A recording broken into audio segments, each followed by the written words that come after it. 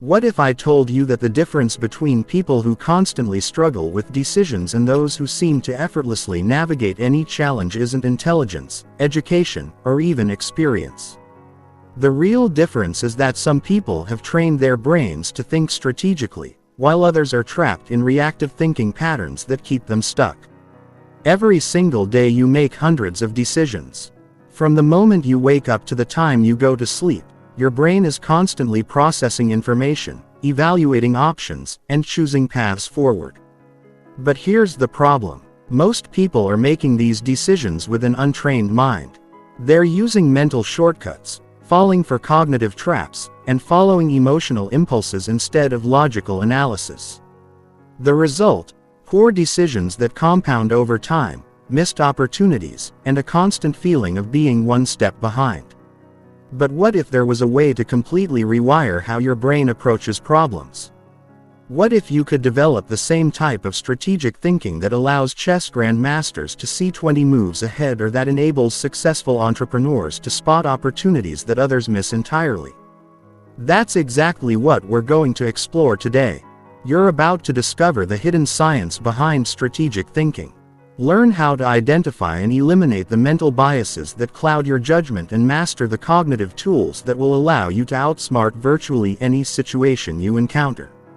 This isn't about becoming more intelligent in the traditional sense.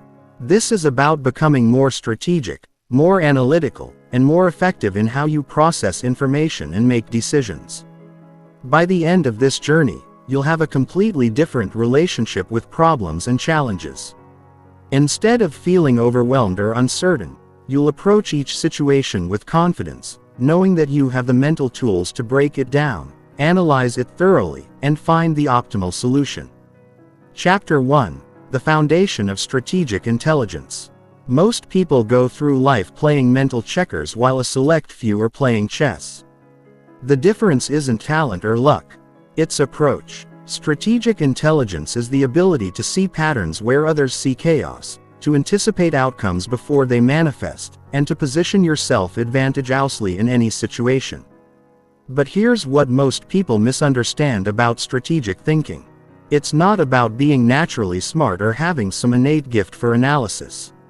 Strategic intelligence is a trained skill, and like any skill, it can be developed through understanding the right principles and practicing the correct techniques.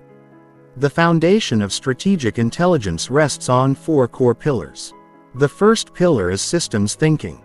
This means understanding that everything is connected to everything else. When most people look at a problem, they see an isolated event. Strategic thinkers see an entire ecosystem of causes, effects, and interconnected relationships. For example, when a business starts losing customers, most people might blame the sales team or the product quality. A strategic thinker would examine the entire system: market conditions, competitor actions, internal processes, customer feedback loops, employee morale, supply chain issues, and even broader economic trends. They understand that the visible problem is usually just a symptom of deeper systemic issues. The second pillar is temporal thinking, which is the ability to think across different time horizons simultaneously. Strategic thinkers don't just focus on immediate results. They constantly evaluate how current decisions will impact outcomes in 6 months, 2 years, or even a decade from now. They understand that the most important consequences of any decision often don't appear immediately. This temporal perspective allows them to make decisions that might seem suboptimal in the short term but create massive advantages over time. Warren Buffett exemplifies this perfectly when he holds stocks for decades while others are focused on quarterly returns. He's optimizing for a completely different time horizon, and that's what gives him his edge. The third pillar is probabilistic thinking. Instead of thinking in absolutes, strategic thinkers think in probabilities and ranges of outcomes. They don't ask, "Will this work?" They ask, "What's the probability this will work? And what are the potential ranges of outcomes?" This allows them to make better decisions under uncertainty and to prepare for multiple scenarios simultaneously. When Jeff Bezos decided to start Amazon, He didn't know it would become one of the world's largest companies, but he calculated that there was a high probability that internet commerce would grow significantly. And he positioned himself to capture value from that trend regardless of the specific outcome. The fourth pillar is leverage thinking. Strategic thinkers are constantly looking for points of maximum leverage where small inputs can create disproportionately large outputs. They understand that not all actions are created equal, and they focus their energy on the few activities that can create the biggest impact. This is why strategic thinkers often seem to accomplish more with less effort. They're not working harder. They're working on higher leverage activities. They might spend weeks thinking through a decision that will save them months of execution time later. But developing strategic intelligence requires more than just understanding these concepts intellectually. You need to rewire your brain's default thinking patterns. Most people's brains are optimized for survival in immediate physical environments. We're programmed to react quickly to threats, to conserve energy, and to stick with familiar patterns. These evolved mental shortcuts served our ancestors well when they were avoiding predators on the savannah, but they're poorly suited for navigating complex modern challenges. Strategic intelligence requires us to override these default patterns and train our brains to think more deliberately and systematically. The process begins with developing metacognitive awareness, which means becoming conscious of how you think. Most people are completely unconscious of their thought processes. They have thoughts, but they don't observe themselves thinking. Strategic thinkers develop the ability to step outside their own mental processes and observe them objectively. This allows them to catch themselves when they're falling into mental traps, to recognize when their emotions are clouding their judgment, and to deliberately choose more effective thinking strategies. It's like developing an internal observer who can monitor and guide your thought processes in real time.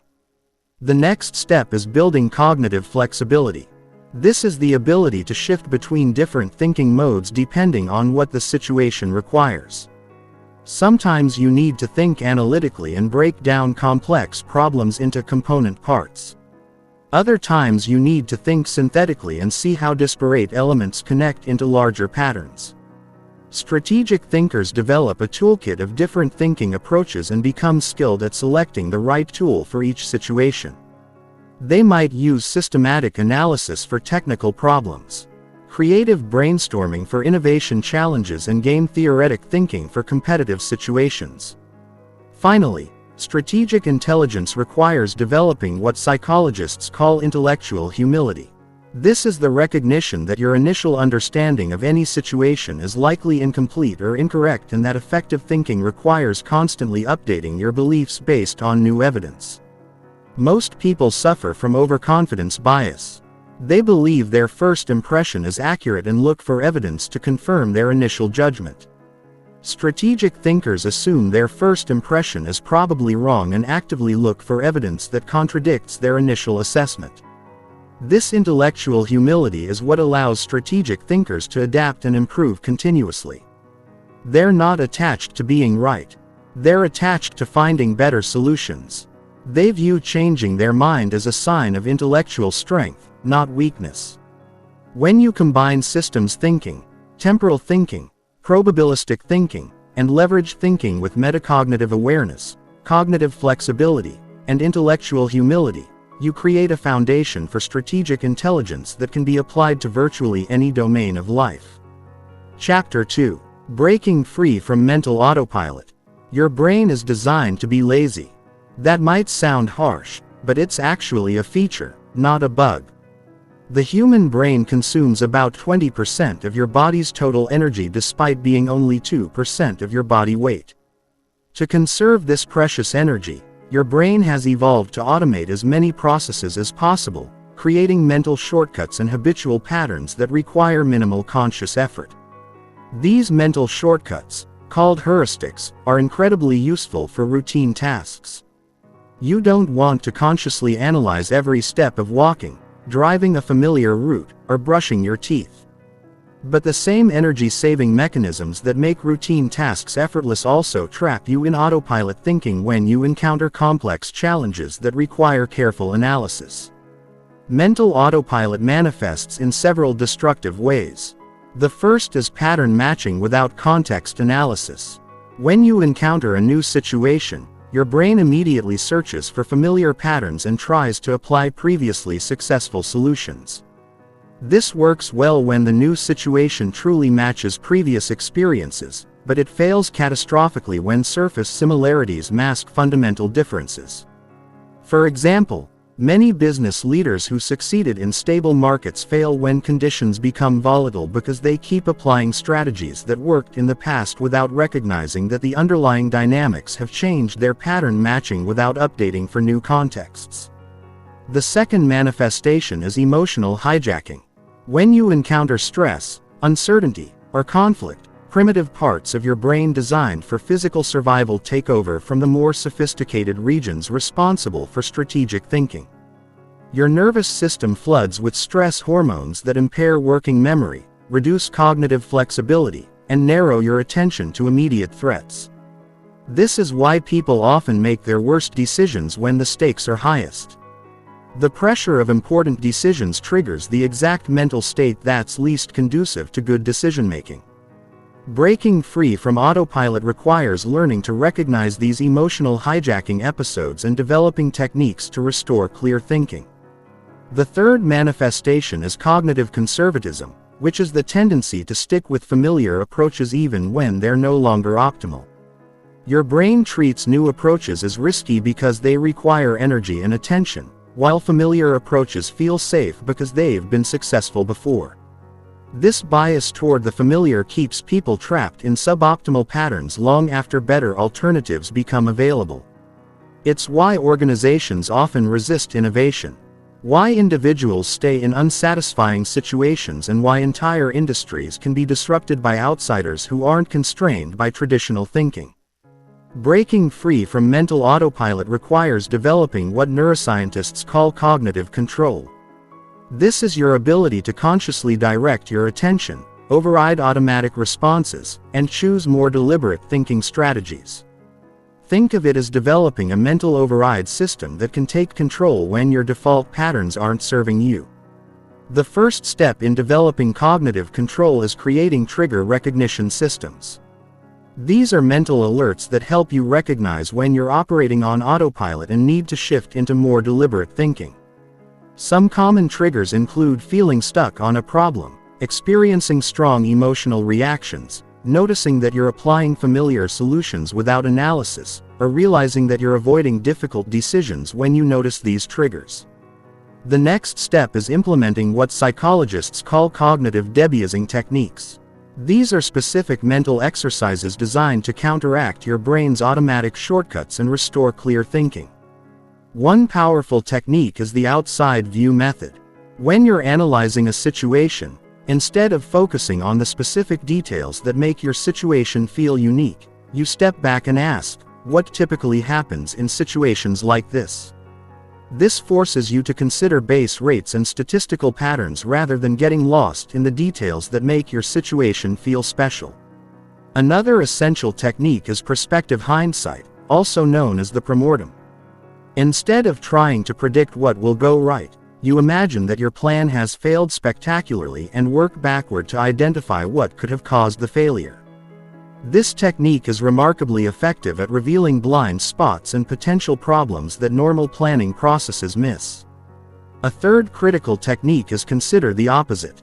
Whenever you form a strong opinion or reach a confident conclusion, you deliberately generate arguments for the opposite position. This isn't about becoming indecisive or losing confidence in your judgment. It's about stress testing your thinking and ensuring that your conclusions can withstand scrutiny. But perhaps the most important cognitive debiasing technique is developing what researchers call intellectual empathy. This is the ability to genuinely understand perspectives that differ from your own. Not just superficially, but at a deep level where you can see how reasonable people might reach different conclusions. Intellectual empathy requires you to suppress your natural tendency to judge other perspectives as wrong or inferior and instead work to understand the logic and evidence that supports different viewpoints. This doesn't mean becoming relativistic or believing that all opinions are equally valid. It means becoming more sophisticated in your analysis by understanding the full landscape of reasonable positions. Developing cognitive control also requires building better emotional regulation skills. Since emotional hijacking is one of the primary ways that autopilot thinking takes over, learning to manage your emotional state is crucial for maintaining clear thinking under pressure. One of the most effective emotional regulation techniques is cognitive reappraisal, which involves changing how you interpret challenging situations. Instead of viewing obstacles as threats to be avoided, you can reframe them as puzzles to be solved or opportunities to develop new capabilities. This reframing isn't about positive thinking or denying reality. It's about choosing interpretations that promote clear thinking rather than emotional reactivity. When you view a challenge as a threat, your brain activates fight-or-flight responses that impair analytical thinking.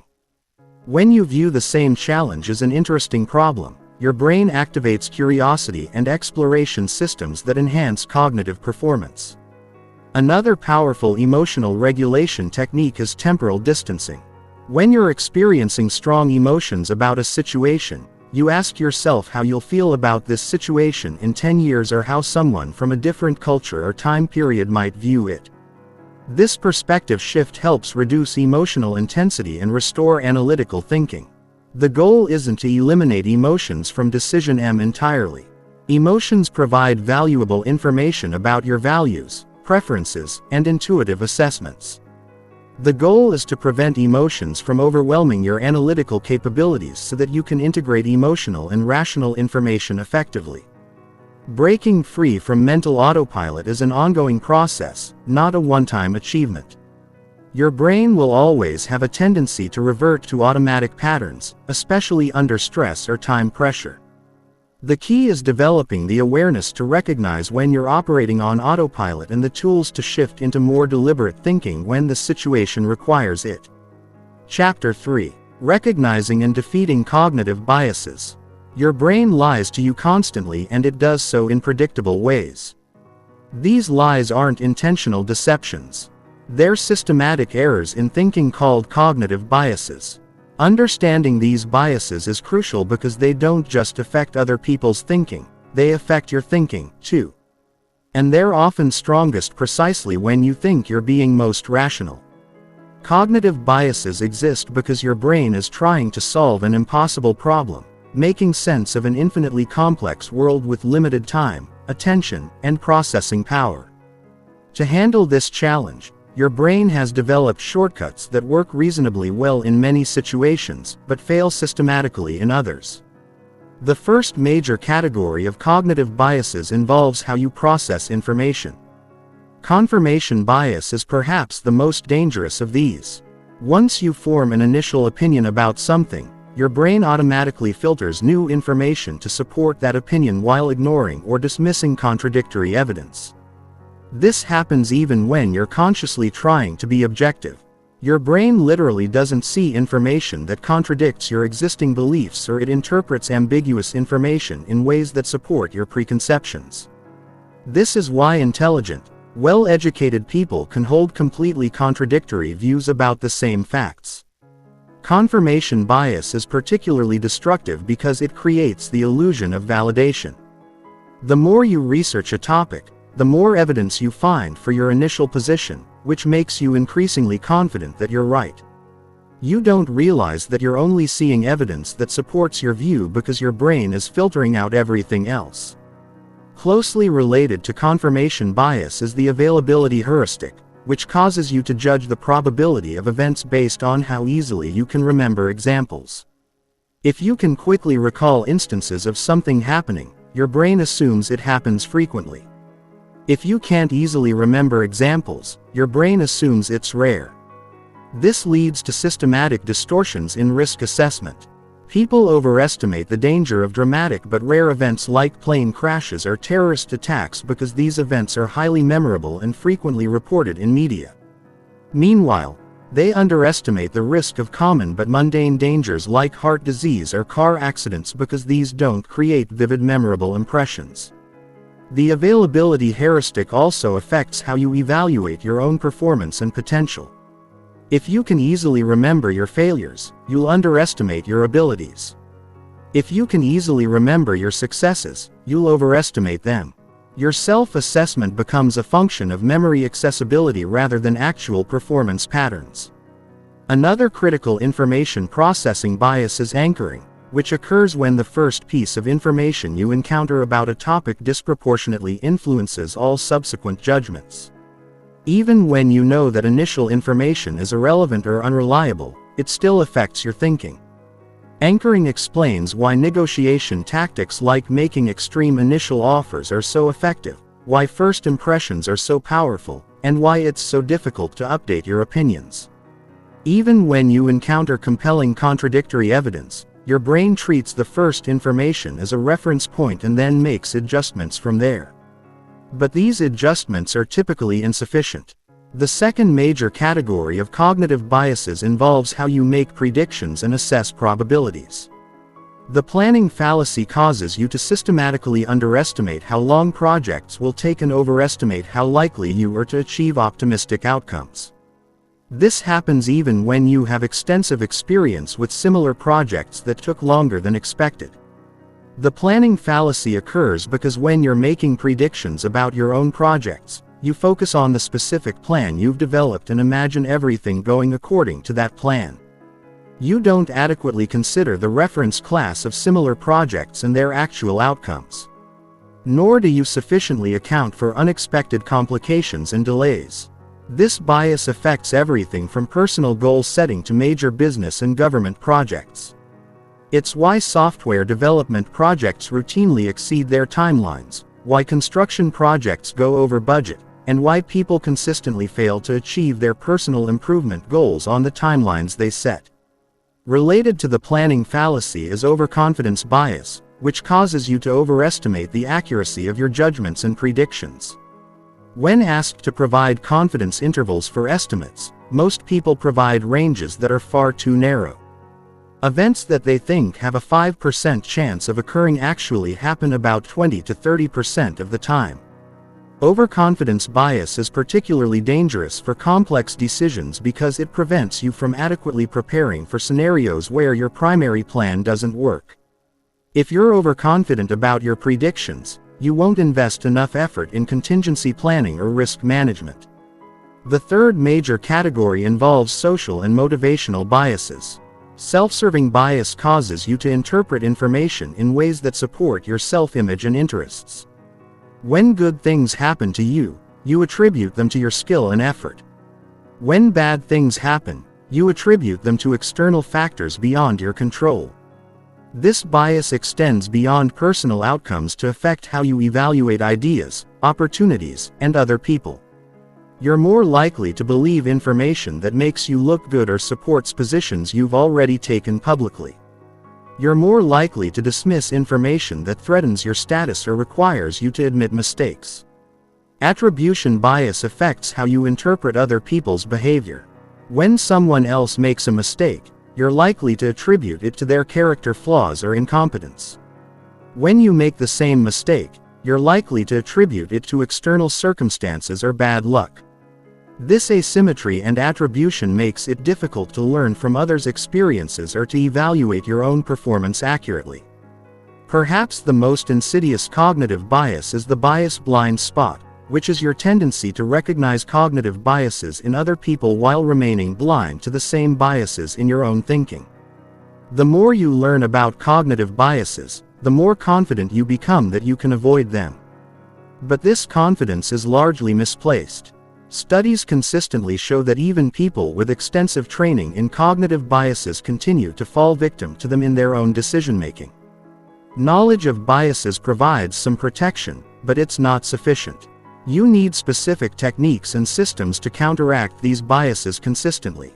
The first line of defense against cognitive biases is developing better decision-making processes. Instead of relying on your intuitive judgment, you create systematic approaches that force you to consider alternative perspectives and gather contradictory evidence. One powerful technique is red team analysis, where you deliberately assign someone to argue against your preferred position and poke holes in your reasoning. This can be a formal process with other people, or you can do it yourself by consciously adopting a skeptical perspective toward your own ideas. Another essential technique is base rate analysis. Before making predictions about specific situations, you research what typically happens in similar situations. This helps counteract overconfidence and planning fallacy by grounding your predictions in empirical data rather than optimistic scenarios. Reference class forecasting involves identifying a broad class of similar projects or decisions and using the statistical distribution of outcomes in that reference class to calibrate your expectations. Instead of asking how long will my project take, you ask how long do projects like this typically take? And then consider what makes your project likely to be faster or slower than average. For complex decisions, you can use structured decision-making frameworks like decision trees or weighted scoring models. These frameworks force you to explicitly identify your assumptions, quantify your judgments, and consider multiple factors systematically rather than relying on intuitive overall impressions. Perhaps most importantly, you need to cultivate intellectual humility about the reliability of your own thinking. The goal isn't to become paralyzed by doubt or to lose confidence in your judgment. The goal is to maintain appropriate confidence calibrated to the actual reliability of your thinking in different situations.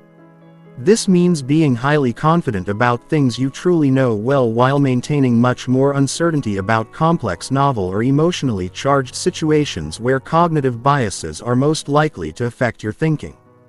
Chapter 4. The Power of Mental Models.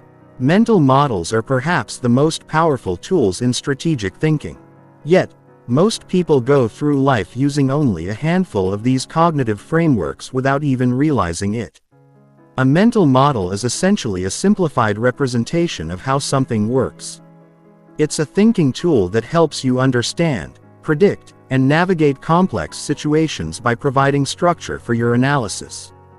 The extraordinary power of mental models lies in their ability to transfer insights across domains.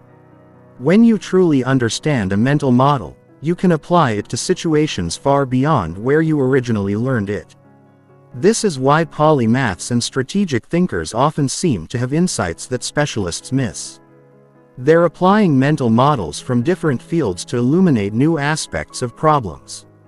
Consider the mental model of compound interest, which most people understand only in financial contexts.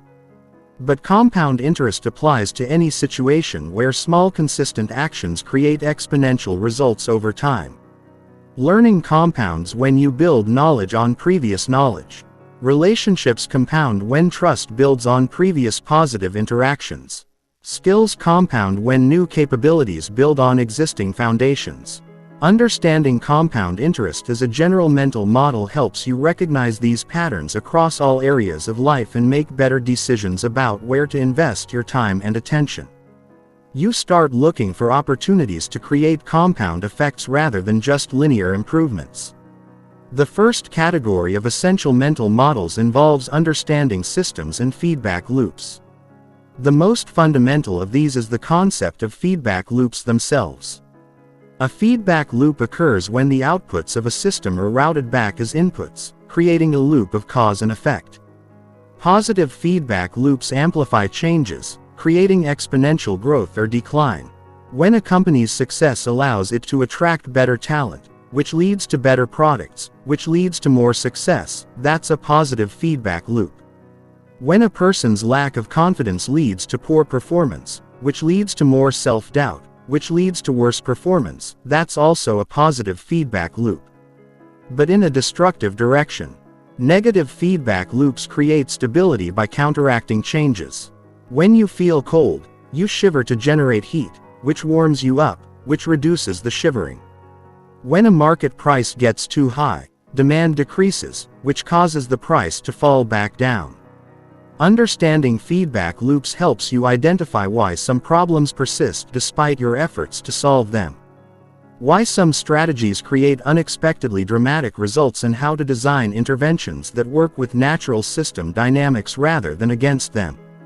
Another crucial systems model is the concept of leverage points. These are places within a system where small changes can produce big impacts. Most people focus on changing parameters within systems, trying to work harder or do more of what they're already doing. But higher leverage comes from changing the structure of systems, the goals of systems, or the paradigms that create systems. For example, if you're trying to improve your health, you could focus on the parameter level by exercising more or eating better. But higher leverage might come from changing your environment to make healthy choices easier, or changing your identity to see yourself as someone who naturally makes healthy choices. The second category involves mental models for decision under uncertainty. Probabilistic thinking is the foundation of this category. Instead of thinking in terms of certainties, you think in terms of probability distributions and expected values. This doesn't mean you need to assign precise numerical probabilities to everything. It means developing intuitive appreciation for concepts like uncertainty, variance, and expected outcomes. When you're considering a job opportunity, instead of asking, "Is this a good opportunity?" you ask, "What's the range of possible outcomes? What's the probability of each outcome? And what's the expected value?" Considering both upside potential and downside risk, expected value thinking helps you make better decisions when outcomes are uncertain. You multiply the probability of each possible outcome by its value and sum these products. An opportunity with a 90% chance of modest success might be less attractive than an opportunity with a 30% chance of extraordinary success, depending on the specific payoffs involved. Closely related is the concept of optionality, which involves creating situations where you have the right but not the obligation to take advantage of future opportunities. Options are valuable because they provide upside potential while limiting downside risk. In career terms, developing diverse skills creates optionality because it gives you more choices about how to respond to changing market conditions. In business, maintaining financial reserves creates optionality because it allows you to invest in unexpected opportunities or survive unexpected challenges. The third category involves mental models for understanding human behavior and social dynamics. One of the most powerful is the concept of incentives. People respond to incentives often in ways that weren't intended by the people who designed the incentive systems. If you want to understand why people behave the way they do, don't listen to what they say their motivations are. Look at what behaviors are actually rewarded and punished in their environment. If a company says it values innovation but only promotes people who avoid risks, employees will learn to avoid risks regardless of the company's stated values. Understanding incentives helps you predict how people will respond to changes in policies, rules, or circumstances.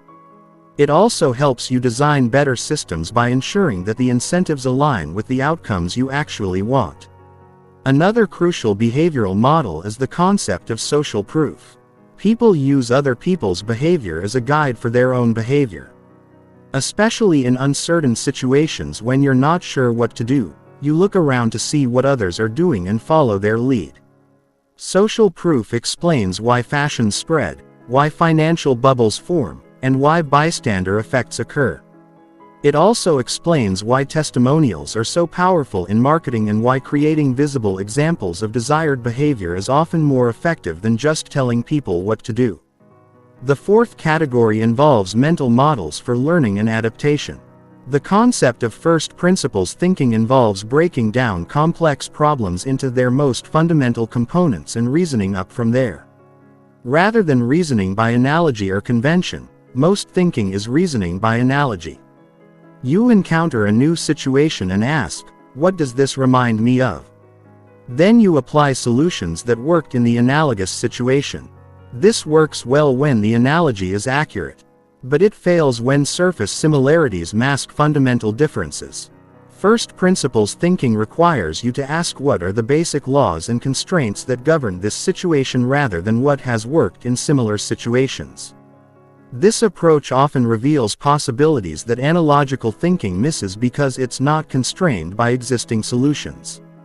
Elon Musk famously applied first principles thinking to rocket design. Instead of accepting the conventional wisdom that rockets are expensive, he asked what rockets are actually made of and how much those materials should cost. This led to breakthrough innovations in rocket reusability that dramatically reduced launch costs. Another powerful learning model is the concept of mental simulation. Instead of just analyzing situations abstractly, you run detailed simulations in your mind, imagining how different scenarios might unfold over time. This helps you anticipate problems, identify opportunities, and develop more robust strategies. Mental simulation is particularly valuable for preparing for high-stakes situations. Athletes use mental simulation to practice performance under pressure. Negotiators use it to anticipate the other party's responses to different tactics. Leaders use it to think through how their decisions might ripple through their organizations. The key to using mental models effectively is developing what Charlie Muir calls a Lottie's work of models.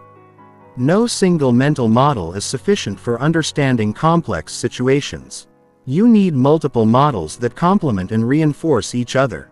When you encounter a challenging situation, you don't just apply one mental model. You apply several different models and look for insights that emerge from the intersection. Where multiple models point in the same direction, you can have higher confidence. Where they point in different directions, you need to dig deeper. The most powerful mental models are ones that apply across multiple domains. These include concepts like network effects, economies of scale, opportunity cost, margin of safety, and regression to the mean. When you truly understand these models, you start seeing their patterns everywhere, which dramatically improves your ability to navigate complex situations. Chapter 5. First Principles Thinking Revolution. Most people think by analogy. They encounter a new situation and immediately ask, "What does this remind me of?" Then they apply solutions that worked in similar situations. This analogical thinking is efficient and often effective, but it also keeps you trapped within the boundaries of existing solutions and conventional approaches. First principles thinking represents a completely different approach. Instead of reasoning by analogy, you break down complex problems into their most fundamental components and build up solutions from there. It's the difference between copying what others have done and deriving solutions from basic truths and foundational laws. This approach was pioneered by ancient philosophers, refined by scientists like Isaac Newton and Albert Einstein, and has been applied by modern innovators like Elon Musk to create breakthrough solutions in industries that seemed mature and unchangeable. First principles thinking doesn't just help you solve problems better. It helps you solve problems that others can't even see. The power of first principles thinking lies in its ability to reveal hidden assumptions and artificial constraints. Most problems come with invisible boundaries created by conventional wisdom, industry practices, or historical precedents. When you reason by analogy, you inherit these constraints without even recognizing them. When you reason from first principles, you question everything and often discover that many apparent limitations are actually arbitrary restrictions. Consider how Elon Musk approached the problem of space transportation costs. The conventional wisdom was that rockets are inherently expensive because they've always been expensive. By reasoning from analogy, you would look at existing rocket designs and try to make incremental improvements to reduce costs slightly. But Musk applied first principles thinking. He asked, "What is a rocket really? What are the fundamental materials and energy requirements? What are the basic physical laws that govern rocket propulsion?" This analysis revealed that the raw materials in a rocket should cost only a small fraction of traditional rocket prices. The key insight was that rockets were expensive not because of fundamental physical limitations, but because of design choices and business model assumptions. Traditional rockets were designed to be expendable because that's how they'd always been built. But there's no fundamental physical law requiring rockets to be thrown away after one use. This first principles analysis led to the development of reusable rockets, which dramatically reduced launch costs and opened up entirely new possibilities for space exploration and commercial space activities. The breakthrough wasn't technical, it was conceptual. It came from questioning assumptions that everyone else took for granted. The first step in first principles thinking is identifying and questioning your assumptions. Most problems come preloaded with assumptions about what's possible, what's required, and what approaches might work. These assumptions are often so deeply embedded that you don't even recognize them as assumptions. They just seem like facts about the nature of the problem. To surface these hidden assumptions, you need to constantly ask why and what if this weren't true. For every constraint or requirement in your problem, ask whether it's a fundamental law of nature or an arbitrary human convention. Most constraints turn out to be conventions. For example, if you're trying to improve education, you might assume that learning requires students to sit in classrooms, listen to lectures, and take tests. But these are conventions, not fundamental requirements for learning. When you question these assumptions, you open up possibilities for completely different educational approaches. The second step is breaking down complex problems into their fundamental components. This requires identifying the basic elements, relationships and principles that actually govern the situation rather than focusing on surface features or traditional categories. This decomposition process often reveals that problems which seem completely different are actually variations of the same underlying challenge, or that problems which seem similar are actually fundamentally different in ways that require completely different approaches. Take the problem of traffic congestion. Traditional thinking focuses on building more roads or improving traffic flow.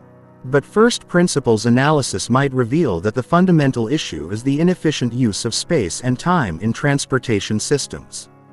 This could lead to solutions involving shared autonomous vehicles, dynamic routing, or alternative transportation modes that don't require individual car ownership. The third step is rebuilding solutions from the ground up using only the fundamental components and principles you've identified. This is where first principles thinking becomes creative and generative. You're not just analyzing existing solutions. You're constructing new possibilities from basic building blocks. This reconstruction process often leads to solutions that seem obvious in retrospect but were invisible before because they violated conventional assumptions. The key is to remain open to possibilities that might seem impractical or impossible at first glance. One of the most powerful applications of first principles thinking is in business model innovation. Most businesses operate within industry conventions about how value is created, delivered, and captured. But these conventions are often arbitrary and can be reimagined from first principles. Netflix applied first principles thinking to entertainment distribution. Instead of accepting the conventional model of physical media rental, they asked, what do customers actually want? What are the fundamental requirements for delivering entertainment value? This led to mail-based DVD rental, then streaming, then original content production. Each step representing a first principles reimagining of entertainment delivery. Amazon applied similar thinking to retail. Instead of accepting conventional assumptions about the need for physical stores, inventory management, and local market focus, they asked, what are customers actually trying to accomplish when they shop? What are the fundamental requirements for commerce? This led to innovations in online retail, logistics, cloud services, and artificial intelligence. First principles thinking is particularly powerful for personal development and career strategy.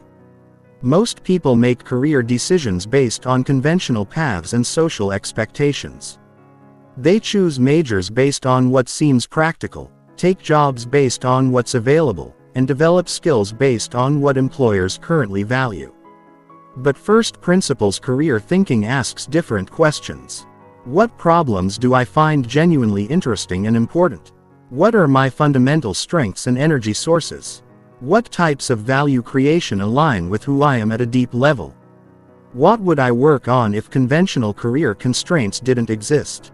This approach often reveals career possibilities that aren't represented in traditional job categories or educational programs.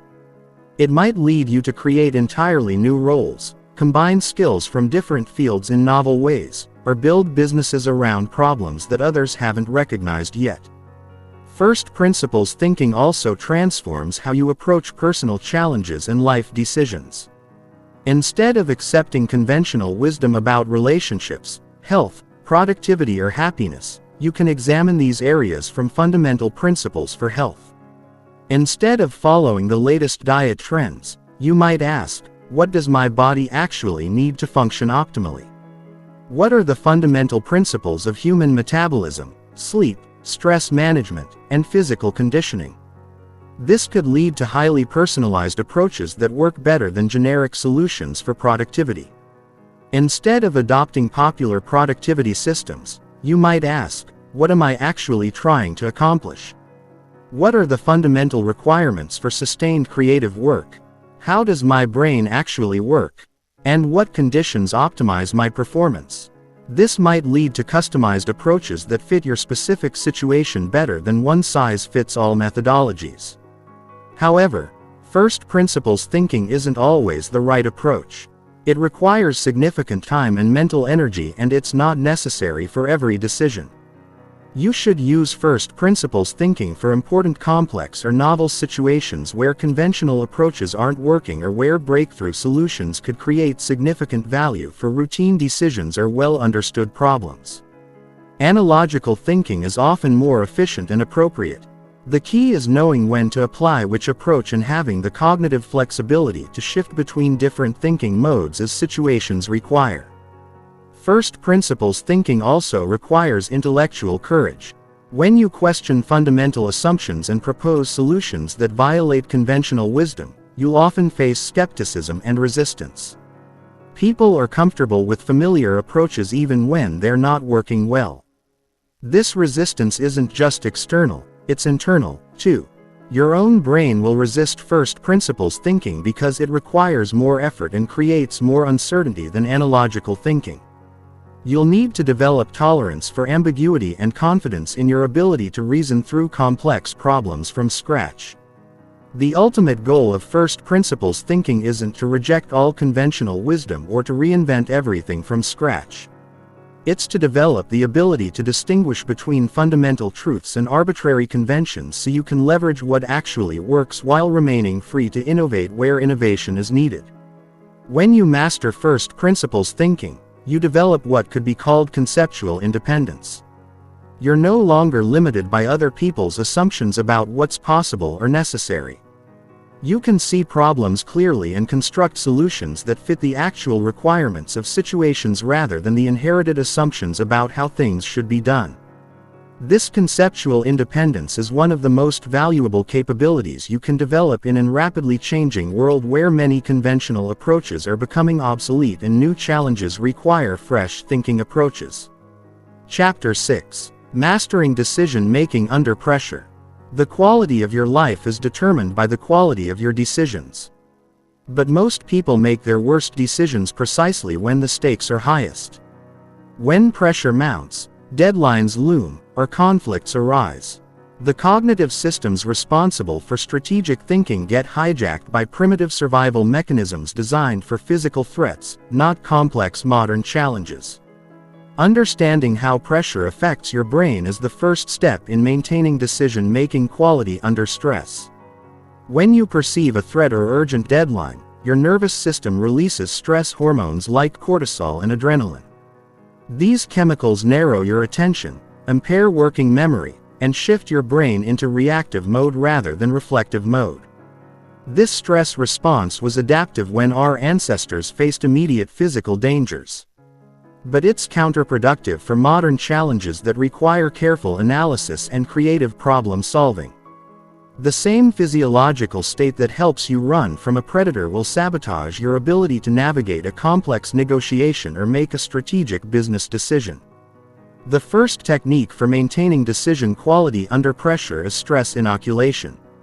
This involves deliberately practicing decision-making in high-pressure situations so your brain learns to maintain cognitive function despite stress. Military units, emergency responders, and elite athletes all use variations of stress inoculation training. You can apply this principle by creating artificial pressure when practicing important skills.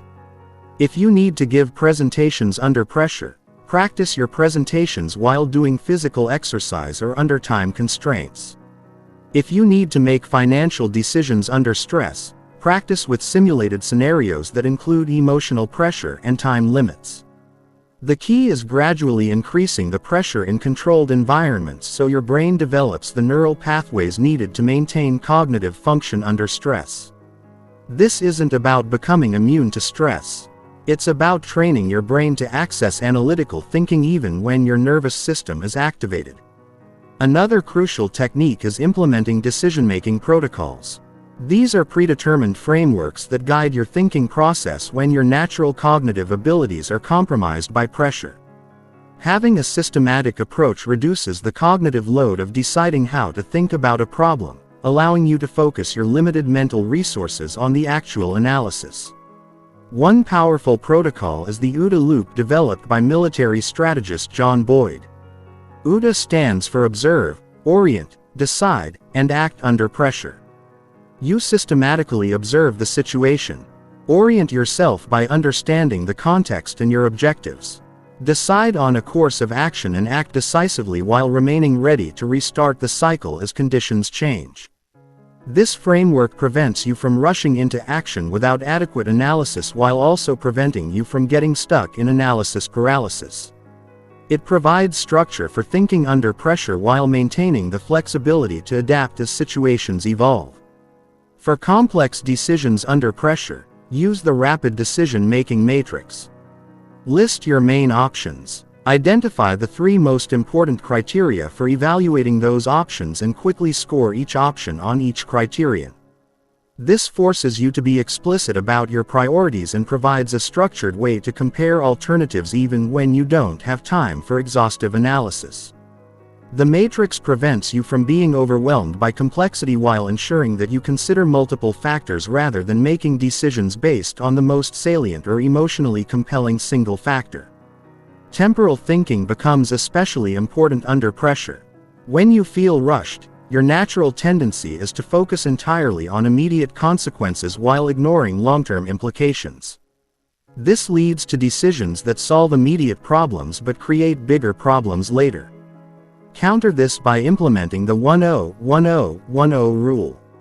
For any significant decision under pressure, quickly consider how you'll feel about each option in 10 minutes, 10 months, and 10 years. This forces you to maintain temporal perspective, even when immediate pressures are screaming for attention. Sometimes the pressure itself is artificial or self-imposed. Many urgent decisions aren't actually urgent when examined carefully before accepting time pressure as real. Ask whether the deadline is truly fixed or whether it's possible to buy more time for better analysis. Often spending a small amount of time negotiating for more decision time will dramatically improve the quality of your eventual decision. The key is distinguishing between real deadlines that can't be moved and artificial deadlines that exist primarily to create pressure when deadlines are truly fixed. Focus on making good enough decisions rather than perfect decisions. The enemy of good decisions under pressure isn't imperfection. It's perfectionism. Perfectionism leads to analysis paralysis, missed deadlines, and default outcomes that are worse than any conscious choice you could have made. Good enough decision-making requires identifying the minimum viable criteria for an acceptable decision and choosing the first option that meets those criteria rather than continuing to search for the theoretically optimal solution. Another critical skill is recognizing when to defer decisions. Not every urgent request requires an immediate decision. Sometimes the best response to pressure is to clearly communicate when you'll make the decision and what information you need to make it well. This approach often reveals that many supposedly urgent decisions become irrelevant if you wait or that better options become available once the artificial urgency subsides. Strategic thinkers understand that declining to make premature decisions is itself a form of decision-making. Chapter 7. Pattern Recognition and Strategic Anticipation. The ability to recognize patterns before they become obvious to others is perhaps the most valuable skill in strategic thinking. Expert practitioners in every field from chess grandmasters to successful investors to skilled diagnosticians share this capacity to see meaningful patterns in apparent complexity and use those patterns to anticipate future developments. Pattern recognition operates at multiple levels simultaneously.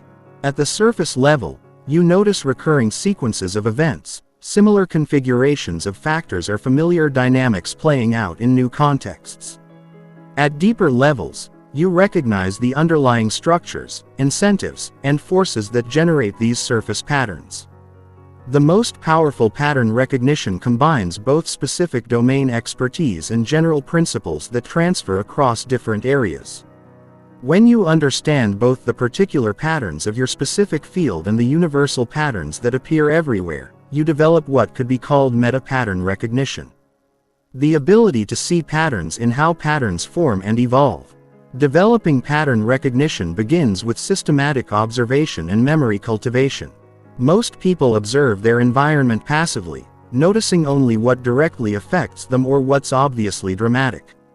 Strategic pattern recognition requires active structured observation where you deliberately look for connections, cycles, and recurring themes. Start by identifying the key variables in your domain and tracking how they change over time. If you're interested in business patterns, you might track economic indicators, consumer behavior trends, technology adoption cycles, and competitive dynamics. If you're focused on personal relationships, you might observe communication patterns, conflict cycles, trust-building sequences, and emotional rhythms. The key is moving beyond anecdotal observation to systematic data collection. Keep records of what you observe. Look for recurring themes across different time periods and contexts. And test your pattern hypothesis against subsequent events. Historical analysis provides the foundation for pattern recognition. Current events always feel unique and unprecedented, but most seemingly novel situations are variations of patterns that have played out many times before in different contexts. Studying history helps you recognize these deeper patterns and avoid being misled by surface differences for business strategy. Study how previous companies have responded to technological disruption, economic cycles, and competitive threats. For personal development, study how others have navigated career transitions, relationship challenges, and major life changes for social and political understanding. Study how societies have dealt with similar pressures and conflicts throughout history. The goal isn't to assume that history repeats exactly, but to understand the underlying dynamics that tend to recur in different forms. As Mark Twain supposedly said, history doesn't repeat, but it often rhymes. Leading indicators are early signals that suggest larger patterns are beginning to unfold. These are changes that occur before the main trend becomes visible to most observers. Identifying reliable leading indicators gives you significant strategic advantages because you can position yourself advantageously before the broader pattern becomes apparent.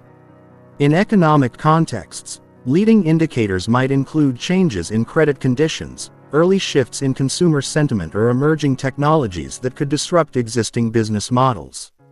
In organizational contexts, leading indicators might include changes in key personnel, shifts in resource allocation, or early customer feedback on new initiatives.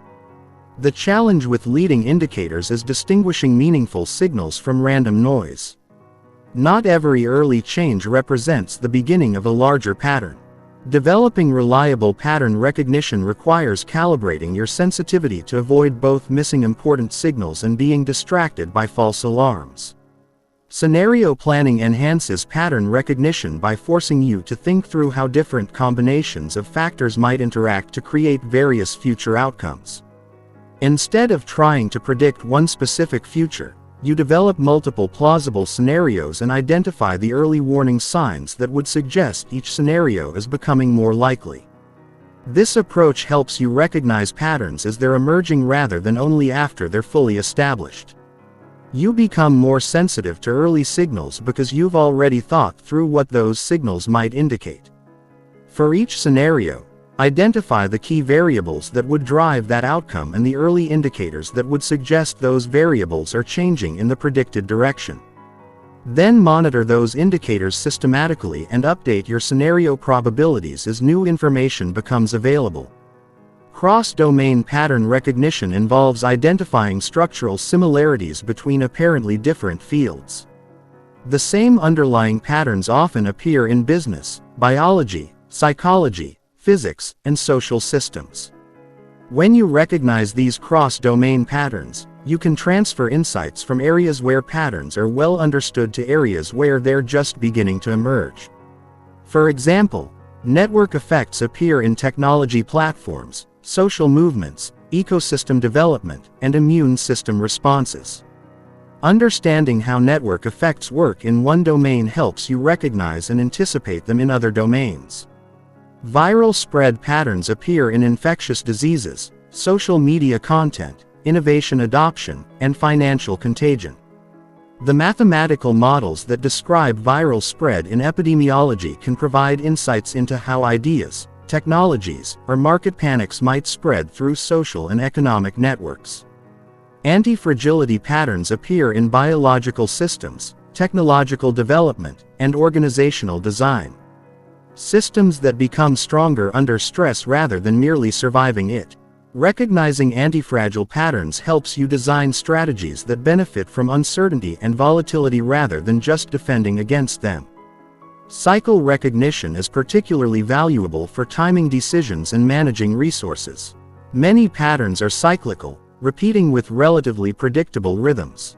Economic cycles, fashion cycles, political cycles, and personal energy cycles all follow recognizable patterns that can inform strategic timing.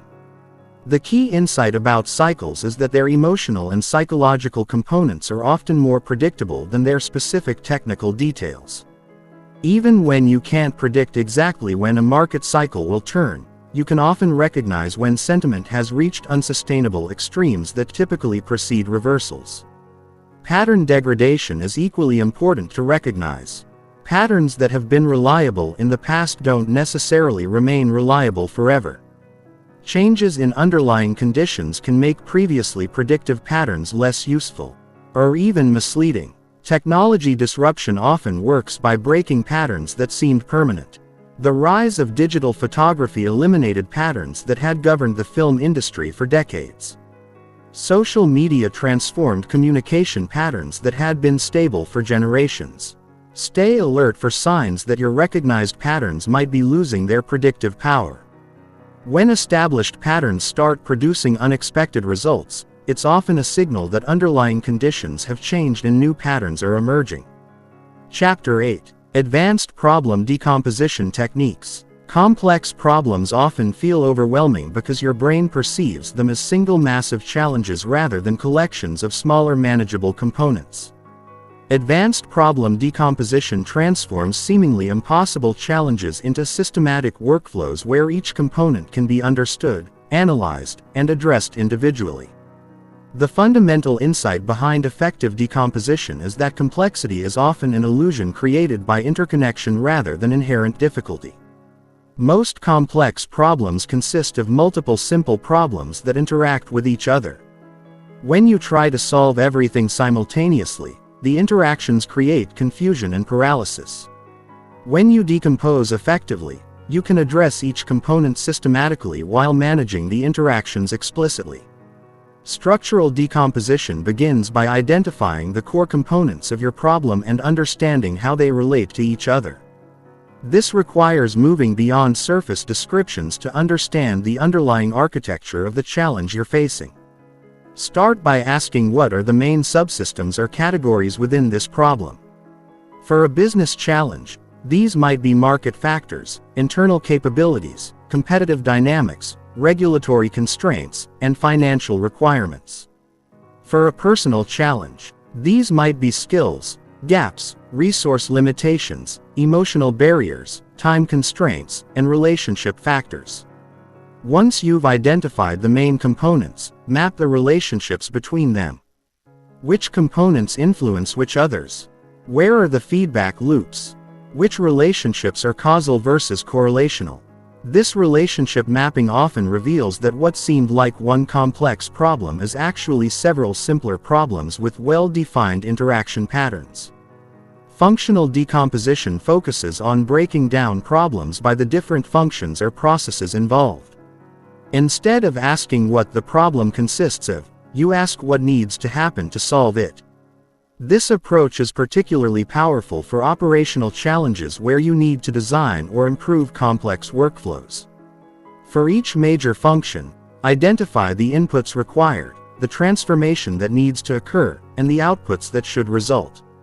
Then break down each function into sub-functions until you reach a level where each component is clearly actionable. This approach often reveals hidden dependencies and resource requirements that weren't obvious when viewing the problem holistically. It also helps you identify which functions are critical path activities that could bottleneck your entire solution if not addressed adequately. Temporal decomposition involves breaking problems down by time horizons and sequencing. Many problems feel overwhelming because they mix immediate urgent issues with long-term strategic challenges. Separating these temporal layers allows you to address each layer with appropriate tools and timelines. Identify which aspects of your problem need immediate attention, which require medium-term development, and which involve long-term positioning. Create separate work streams for each time horizon while maintaining coordination between them. This temporal separation often reveals that some seemingly urgent issues are actually symptoms of long-term problems that require strategic solutions, while some seemingly strategic issues have immediate implications that need tactical responses. Constraint-based decomposition focuses on identifying and categorizing the different types of limitations you're facing. Constraints often interact in complex ways, making problems seem more difficult than they actually are. When you identify and categorize constraints explicitly, you can often find ways to address them systematically or work around them creatively.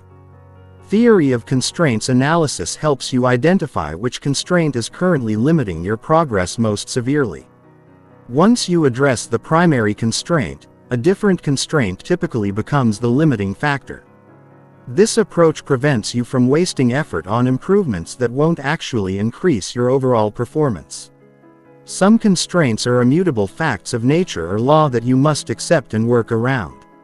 Others are resource limitations that could be addressed with sufficient investment. Still others are self-imposed restrictions based on assumptions that could be questioned or beliefs that could be changed. Stakeholder decomposition involves identifying all the different people or groups who influence or are influenced by your problem. Complex problems often remain unsolved because solution attempts ignore important stakeholders or fail to understand their different perspectives and incentives. Map out all the stakeholders. Understand their interests and concerns. Identify potential conflicts between different stakeholder groups and design solutions that address the legitimate needs of all important parties. This stakeholder analysis often reveals that technical solutions fail not because they don't work, but because they don't account for the human and political dynamics surrounding the problem. Root cause decomposition uses systematic analysis to identify the fundamental drivers behind surface problems. Most visible problems are symptoms of deeper issues. Addressing symptoms provides temporary relief but doesn't prevent the problem from recurring. The 5 W's technique involves asking why repeatedly to drill down from surface symptoms to root causes. When you encounter a problem, ask why it happened. Then ask why that underlying cause happened. Continue this process until you reach causes that are truly fundamental rather than themselves symptoms of deeper issues. Fishbone diagrams provide a more structured approach to root cause analysis. Draw the problem as the head of a fish. Then identify major categories of potential causes as the main bones.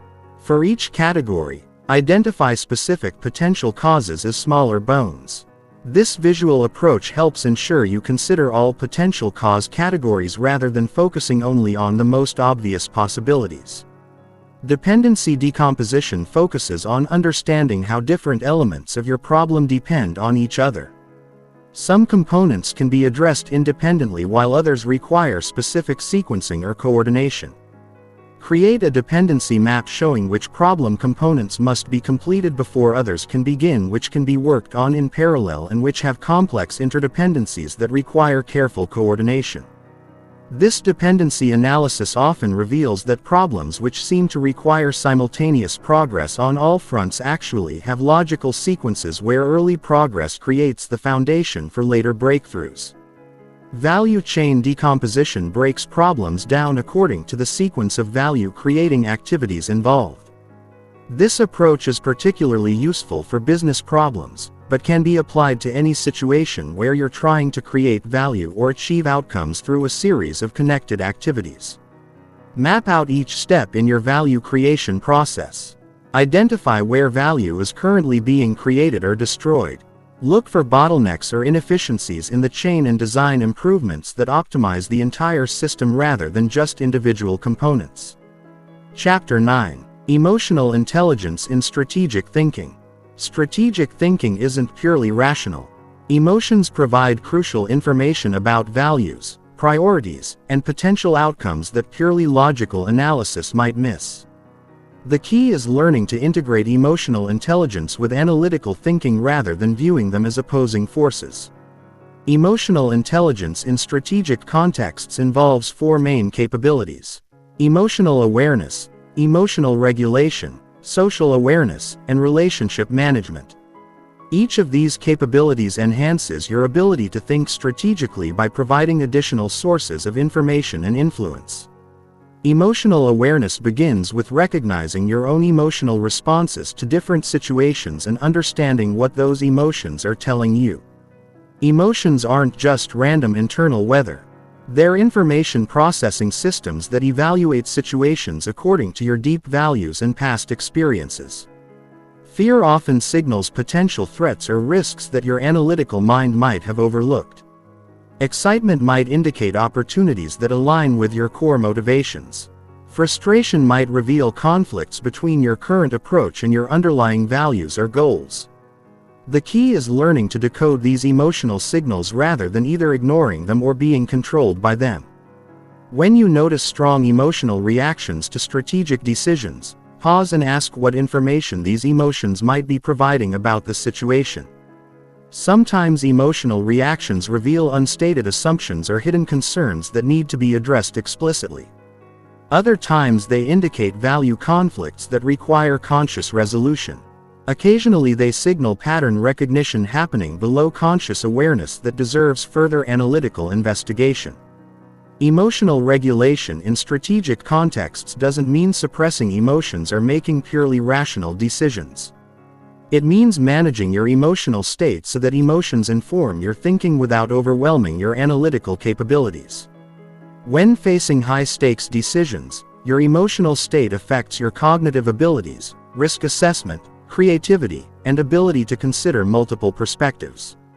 Learning to regulate your emotional state is therefore a cognitive performance strategy, not just a personal wellness practice. Techniques for emotional regulation include cognitive reappraisal, where you consciously reframe challenging situations in ways that promote more effective emotional responses. Instead of viewing setbacks as failures, you can reframe them as learning opportunities. Instead of viewing competition as threats, you can reframe them as benchmarks for improvement. Physical regulation techniques like controlled breathing, progressive muscle relaxation, and mindfulness meditation can help restore cognitive function when emotional arousal is interfering with clear thinking. Temporal regulation involves adjusting your time perspective to reduce emotional intensity when you're feeling overwhelmed by immediate pressures.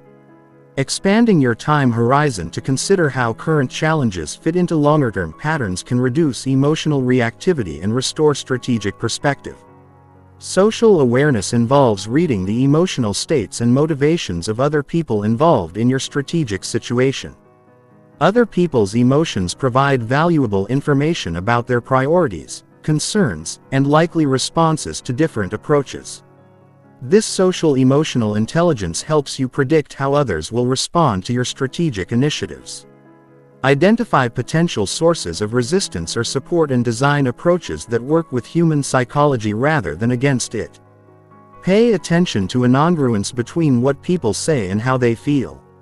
Words can be controlled consciously, but emotional expressions are harder to fake. When someone's emotional signals contradict their verbal statements, the emotions usually provide more accurate information about their true position. Look for emotional patterns in groups and organizations.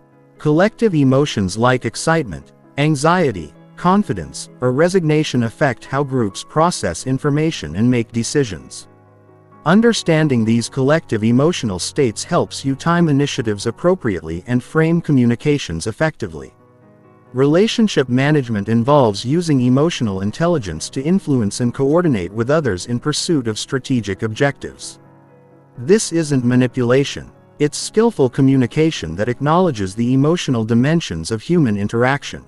Building trust requires emotional consistency and reliability over time. People need to feel that you understand their concerns and interests, not just that you can present logical arguments. Strategic initiatives often fail not because they're analytically flawed, but because they don't address the emotional needs of key stakeholders. Influence through emotional intelligence involves connecting your strategic objectives with other people's emotional motivations.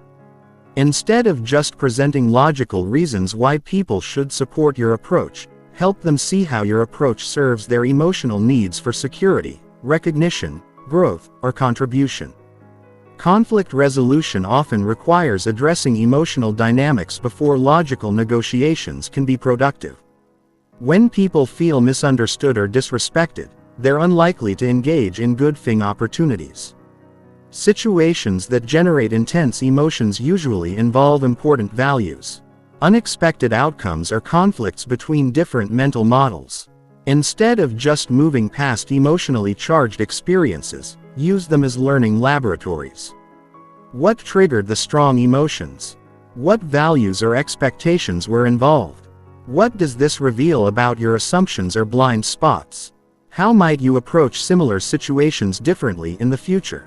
Creating emotional learning loops where you systematically extract strategic insights from emotionally significant experiences can dramatically accelerate your development as a strategic thinker.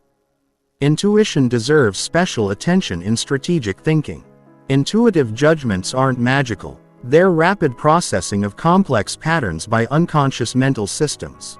These systems can sometimes detect patterns in relationships that conscious analysis misses, especially in domains where you have extensive experience. The key is learning to distinguish between reliable intuitive insights and emotional biases or wishful thinking. Reliable intuition usually feels calm and clear, while emotional bias feels charged and reactive. Test your intuitive insights through systematic analysis when possible, but don't dismiss them when analysis is inconclusive. Sometimes intuitive pattern recognition provides early warning signals about complex situations that logical analysis will only confirm later. Chapter 10. Building Adaptable Intelligence in a Rapidly Changing World. Rigid intelligence becomes a liability. The cognitive frameworks that served you well in stable environments can become obstacles when conditions shift fundamentally. Adaptable intelligence is the ability to update your thinking patterns, abandon ineffective approaches, and develop new capabilities as circumstances require. The foundation of adaptable intelligence is intellectual humility. The recognition that your current understanding is provisional and improvable. This doesn't mean lacking confidence in your judgments. It means holding your beliefs lightly enough that you can update them when better evidence becomes available. Most people suffer from various forms of cognitive rigidity that prevent adaptation.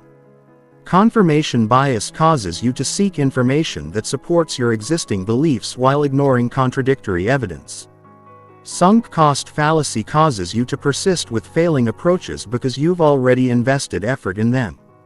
Status quo bias makes change feel more risky than staying with familiar approaches. Overcoming these rigidities requires developing what psychologists call cognitive flexibility. The ability to switch between different thinking modes and adjust your mental frameworks based on situational demands. Active belief updating is the practice of regularly examining your core assumptions and actively seeking evidence that might contradict them.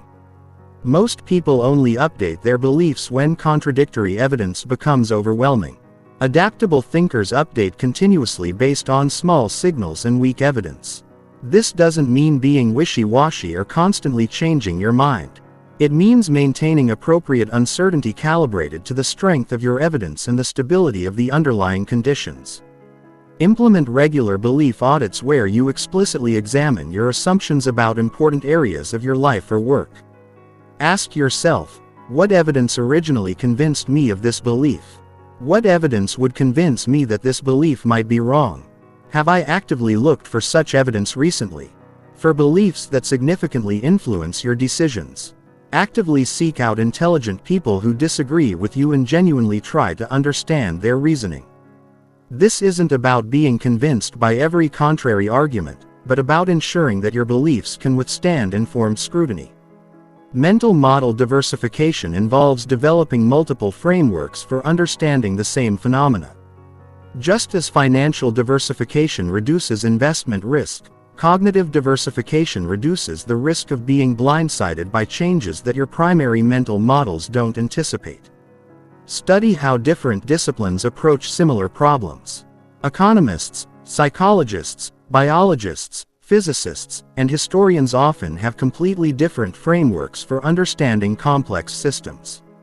Each framework highlights different aspects of reality and suggests different intervention strategies. Practice switching between different mental models when analyzing the same situation. How would an economist analyze this challenge?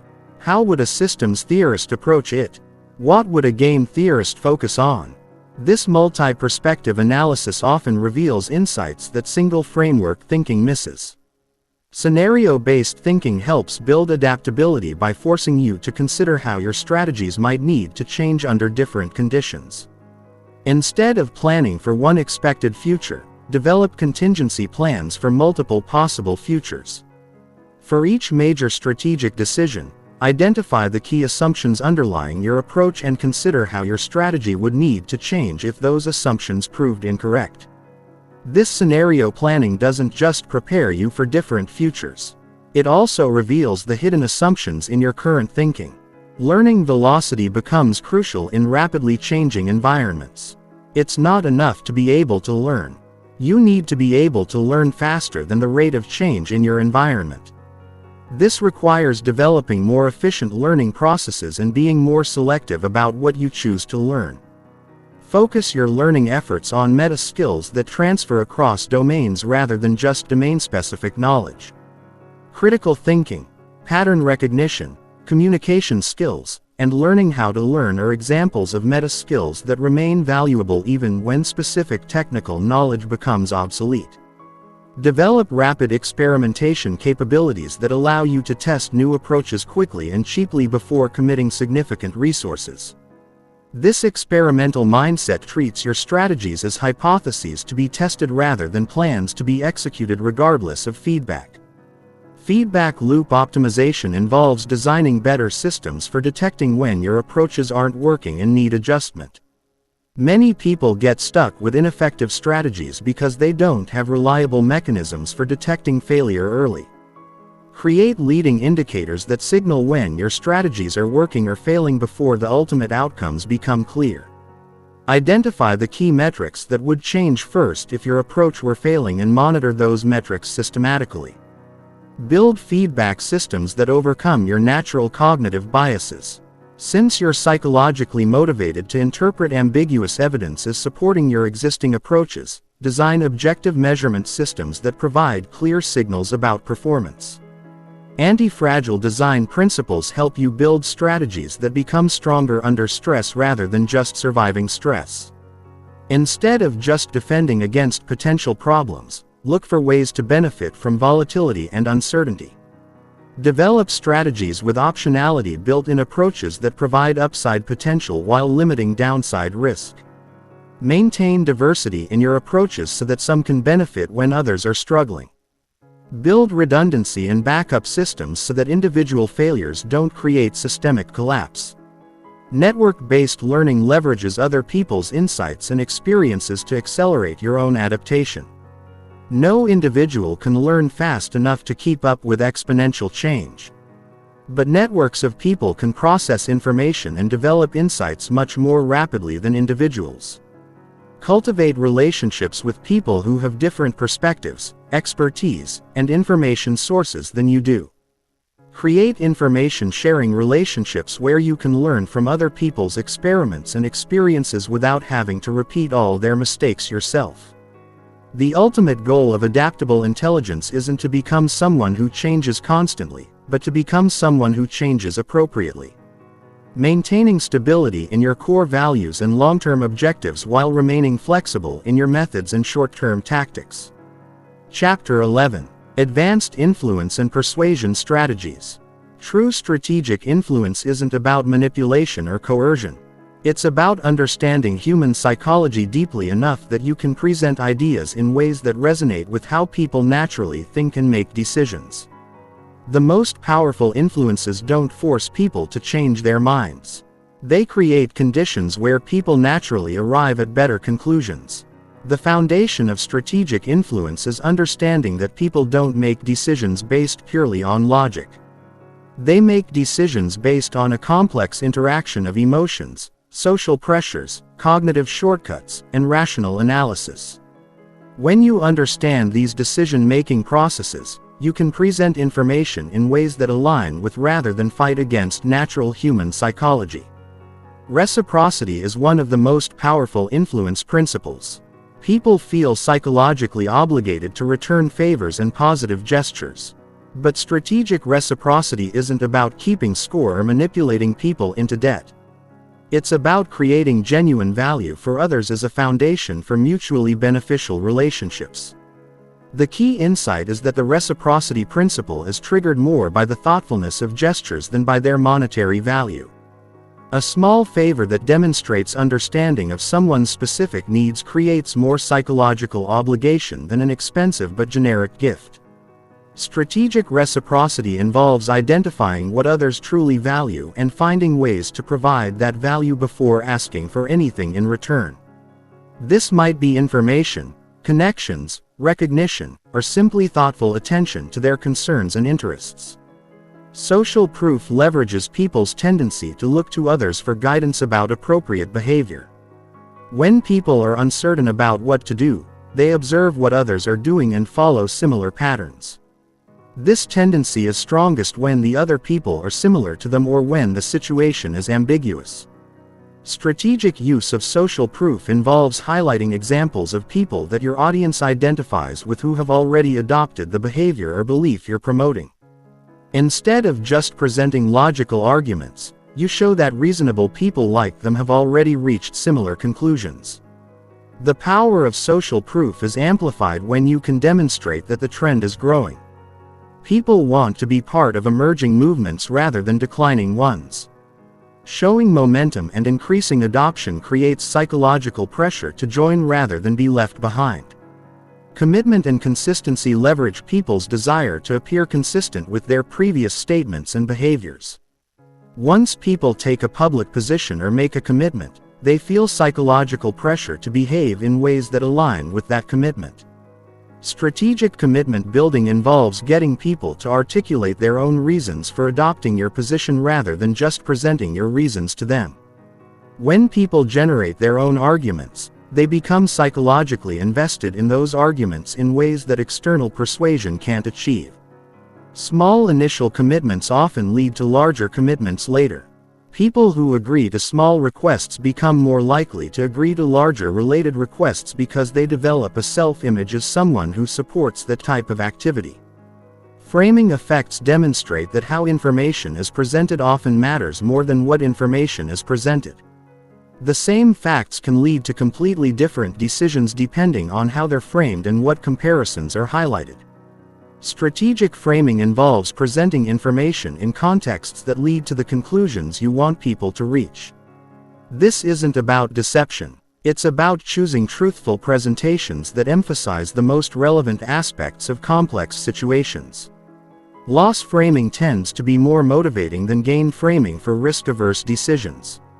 People are more motivated to avoid losing something they already have than to gain something new. When presenting change initiatives, emphasize what people risk losing by not changing rather than just what they might gain by changing. Anchoring effects show that initial reference points heavily influence subsequent judgments. The first number people hear in a negotiation, the first option they consider, or the first interpretation they encounter all serve as anchors that bias later thinking. Strategic anchoring involves carefully controlling what reference points you establish early in conversations. In negotiations, this might mean making the first offer to set a favorable anchor. In presentations, this might mean establishing ambitious goals early to make more modest requests. Seem reasonable by comparison. Authority and expertise influence work because people defer to perceived experts, especially in areas where they lack confidence in their own judgment. But authority isn't just about credentials. It's about demonstrating competence and trustworthiness in specific contexts. Building strategic authority requires establishing credibility through demonstrated expertise rather than just claimed expertise. This means sharing insights that others find valuable, making accurate predictions, and acknowledging the limits of your knowledge in areas outside your expertise. The most persuasive authority combines competence with humility. People trust experts who are confident about what they know but honest about what they don't know. This honesty actually increases rather than decreases persuasive power because it signals trustworthiness. Scarcity and urgency can motivate action, but they must be genuine to be effective long-term. False scarcity or artificial urgency often backfire when people discover the manipulation. Real scarcity, however, can help people overcome procrastination and analysis paralysis. Strategic scarcity focuses on unique value propositions that genuinely can't be obtained elsewhere rather than artificial time limits. Instead of creating false urgency, help people understand the opportunity costs of delay and the genuine risks of inaction. Chapter 12. Systems Thinking and Leverage Points. Most people approach problems by focusing on events and symptoms while ignoring the underlying systems that generate those problems. Systems thinking involves understanding the structures, relationships, and feedback loops that create the patterns you observe in complex situations. The fundamental insight of systems thinking is that behavior is generated by structure. When you see recurring problems or persistent patterns, the root cause usually lies in the system's design rather than in the individual actors within the system. Changing individual behavior without changing systems typically leads to temporary improvements that revert to previous patterns. Systems are characterized by several key properties. They consist of elements that are connected through relationships and organized around a purpose. The relationships between elements are often more important than the elements themselves. Systems exhibit emergent properties that arise from interactions rather than from individual components. Understanding feedback loops is central to systems thinking. Reinforcing feedback loops amplify changes, creating exponential growth or decline. When success leads to more resources, which leads to more success, that's a reinforcing loop. When problems create stress, which leads to poor decisions, which creates more problems, that's also reinforcing feedback, but in a destructive direction. Balancing feedback loops create stability by counteracting changes. When market prices rise, demand decreases, which causes prices to fall back down. When you feel cold, you shiver to generate heat, which warms you up and reduces shivering. These balancing loops prevent systems from growing indefinitely or collapsing completely. Most complex systems contain multiple feedback loops operating simultaneously. Understanding which loops are dominant in different conditions helps you predict how systems will behave and identify where interventions might be most effective. Leverage points are places within systems where small changes can produce significant impacts. Systems theorist Donella Meadows identified a hierarchy of leverage points from least effective to most effective ways to intervene in systems. The lowest leverage interventions involve changing numbers within systems. Adjusting budgets, targets, or performance metrics can influence behavior, but they don't change the underlying structure that generates behavior patterns. These interventions often fail because the system structure eventually overwhelms attempts to change through numerical adjustments alone. Higher leverage comes from changing the elements within systems. Replacing key personnel, introducing new technology, or modifying organizational components can shift system behavior. These interventions are more effective than just changing numbers, but they still work within existing structural constraints. Even higher leverage comes from changing the connections within systems. Modifying information flows, decision-making authorities, or reporting relationships can dramatically alter how systems behave. Often small changes in who talks to whom or who has access to what information can transform entire organizational dynamics. Changing the rules that govern systems provides very high leverage. Rules include policies, procedures, incentive structures, and formal constraints that shape behavior within systems. When you change the rules, you change the structure within which all other system elements operate. Changing the power to make rules represents even higher leverage. This involves shifting who has authority to establish policies, procedures, and structural elements. Constitutional changes, governance reforms, and power redistributions often have profound long-term impacts because they change how all subsequent rules get made. The highest leverage point is changing the paradigms or mindsets from which systems arise. Paradigms are the deeply held beliefs and assumptions that determine how people interpret reality and what they consider possible or desirable. When paradigms shift, entire systems restructure themselves around new organizing principles. Paradigm shifts are difficult to achieve because paradigms are largely unconscious and reinforced by existing systems. People within paradigms can't easily see their own paradigms because the paradigm shapes what they consider normal and reasonable. But paradigm shifts also offer the greatest potential for transformation because they change everything downstream. When scientific paradigms shift, entire research programs redirect. When business paradigms shift, entire industries restructure. When personal paradigms shift, entire life patterns change. Systems thinking also reveals the importance of unintended consequences. Complex systems often respond to interventions in ways that weren't anticipated because the interventions trigger feedback loops and adaptations throughout the system. Policy resistance occurs when systems push back against interventions.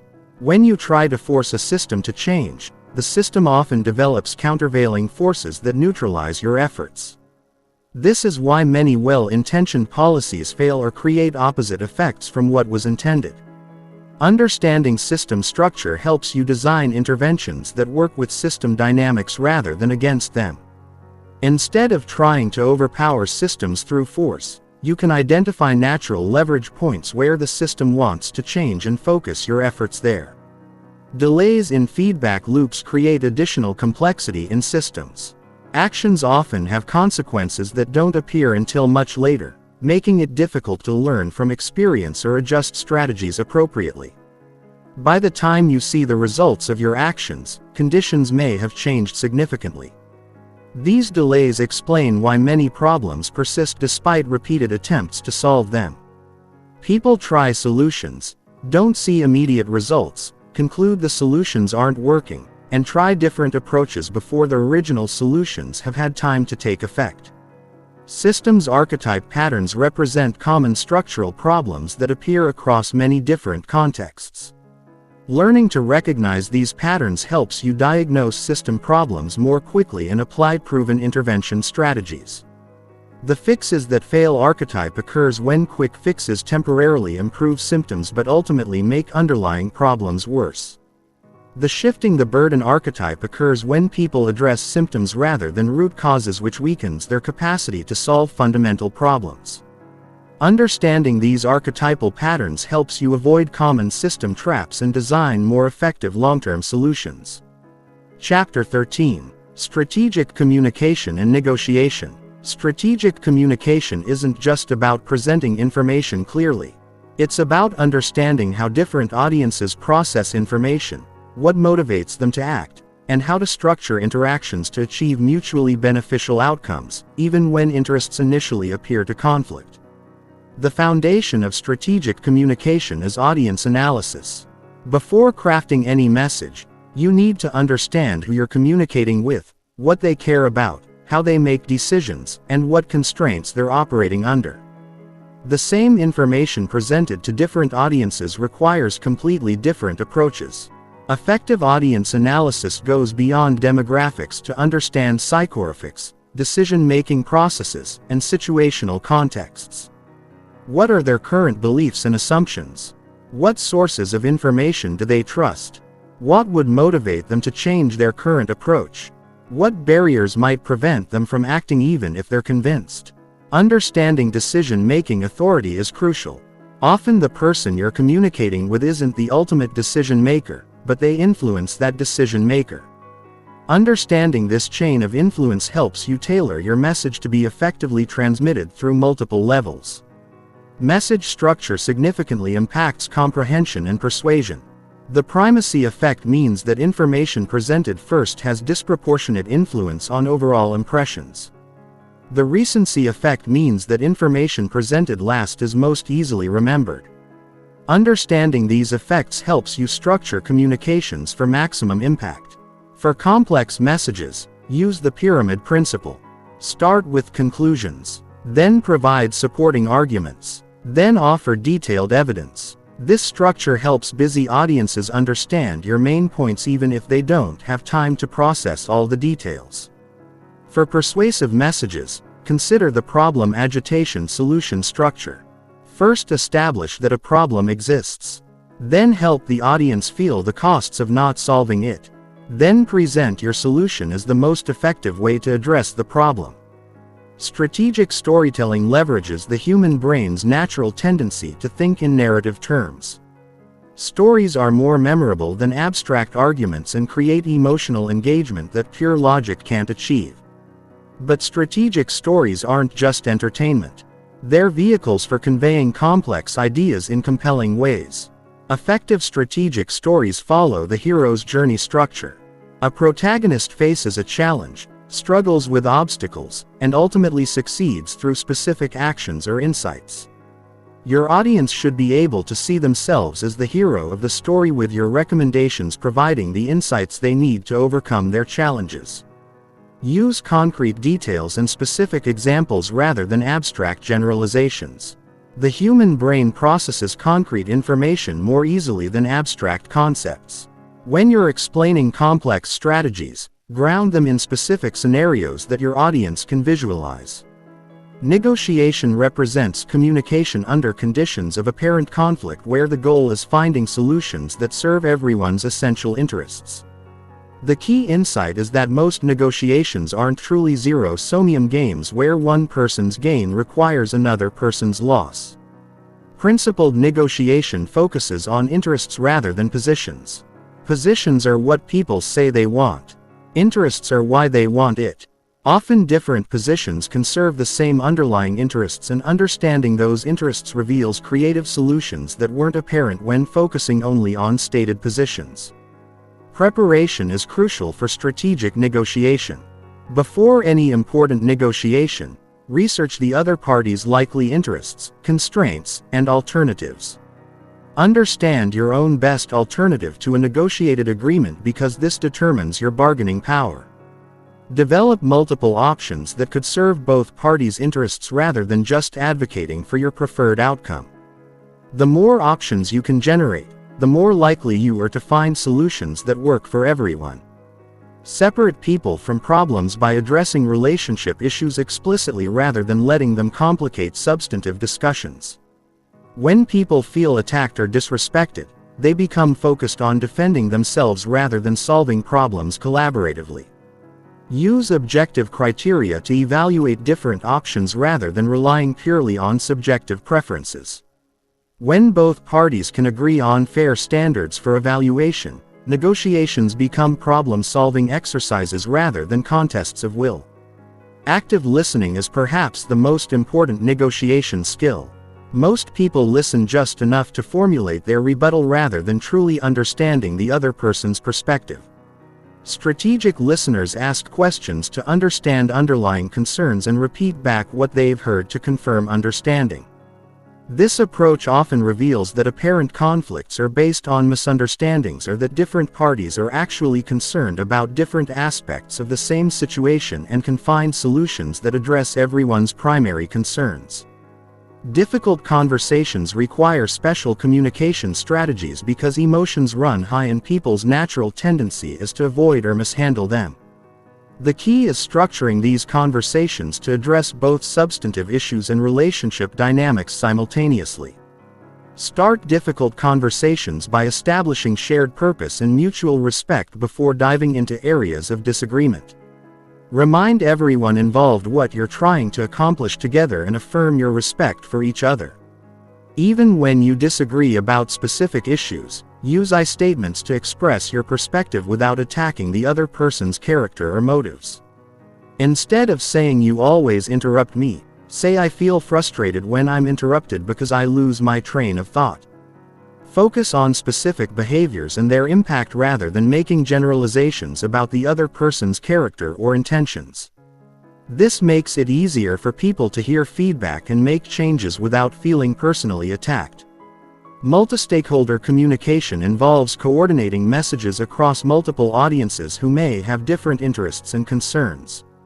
The challenge is maintaining consistency while adapting your approach to each audience's specific needs and perspectives. Develop a core message architecture that remains consistent across audiences while allowing for tactical adaptations in emphasis, examples, and supporting arguments. This ensures that different stakeholders hear consistent information while receiving it in ways that resonate with their specific concerns. Chapter 14. Long-term vision and strategic planning. Strategic planning isn't about predicting the future. It's about developing robust approaches that will work across multiple possible futures while positioning yourself to adapt as conditions change. The most effective strategic thinkers combine ambitious long-term vision with flexible short-term tactics. Vision development begins with understanding your core values and fundamental motivations. What do you care about deeply enough that you'd pursue it even if it were difficult or took a long time to achieve? What kind of impact do you want to have on the world? What legacy do you want to leave? These aren't just philosophical questions. They're practical foundations for strategic thinking. When you're clear about your fundamental values and long-term aspirations, you can make consistent decisions even when facing novel situations or unexpected opportunities. Effective visions are specific enough to provide direction but flexible enough to accommodate different paths for achievement. Instead of committing to particular tactics or specific timelines, focus on the outcomes you want to create and the principles that will guide your approach. Scenario planning helps bridge the gap between long-term vision and practical action by considering multiple ways the future might unfold. Instead of trying to predict one specific future, identify several plausible scenarios and develop strategies that would work across all of them. Start by identifying the key uncertainties that could significantly impact your strategic situation. These might involve technological developments, economic trends, regulatory changes, competitive dynamics, or social shifts. For each uncertainty, consider how it might evolve in ways that would help or hinder your strategic objectives. Develop 3 to 5 distinct scenarios that combine these uncertainties in different ways. One scenario might involve rapid technological change with economic growth. Another might involve slow technological change with economic stagnation, and another might involve regulatory shifts that change the competitive landscape. For each scenario, identify what strategies would work best and what early warning signals would suggest that scenario is becoming more likely. This scenario planning doesn't predict the future, but it prepares you to recognize changes early and adapt your approach accordingly. Strategic resource allocation involves making conscious choices about how to invest your time, attention, and energy to maximize long-term value creation. Not all opportunities are equally valuable, and not all problems deserve equal attention. Use the 8020 principle to identify the small number of activities that create the majority of your results. Most people spread their efforts too widely, making progress on many fronts but achieving breakthrough results on none. Focus your best resources on your highest leverage opportunities while maintaining adequate attention to essential maintenance activities. This might mean saying no to good opportunities so you can fully commit to great opportunities. Building strategic capabilities involves developing skills, relationships, and resources that will remain valuable across multiple scenarios and time horizons. Instead of just optimizing for current conditions, invest in capabilities that will provide options and advantages regardless of how conditions change. Meta skills like critical thinking, communication, learning ability, and relationship building tend to remain valuable even when specific technical skills become obsolete. Developing these meta skills provides insurance against future uncertainty. Strategic relationships with people who have complementary skills, different perspectives, or access to different opportunities create mutual value and expand your strategic options. These relationships need to be genuine and reciprocal rather than purely transactional. Building reputation and credibility in your chosen field creates compound advantages over time. Reputation attracts opportunities, resources, and collaborators that would be difficult to access otherwise. But reputation building requires consistent excellence over extended periods. Risk management in strategic planning involves preparing for potential problems without becoming paralyzed by them. Every strategy involves some risks, and the goal is to take intelligent risks while avoiding catastrophic ones.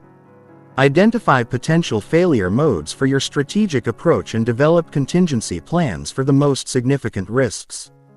This isn't about planning for every possible problem, but about having prepared responses for the problems that could derail your entire strategy. Maintain adequate reserves and backup options so that individual setbacks don't force you to abandon your overall strategic direction. This might involve financial reserves, alternative approaches to key objectives, or relationships that could provide support during difficult periods. Implementation planning translates strategic vision into concrete actions and milestones. Without effective implementation, even brilliant strategies remain just ideas. The key is creating systematic approaches that maintain momentum while allowing for course corrections. Break long-term objectives into intermediate milestones that provide feedback about your progress and allow for strategy adjustments. These milestones should be significant enough to create real progress but achievable enough to maintain motivation. Develop systematic review processes that regularly assess both your progress toward objectives and the continued validity of your underlying assumptions. Strategy isn't set and forget.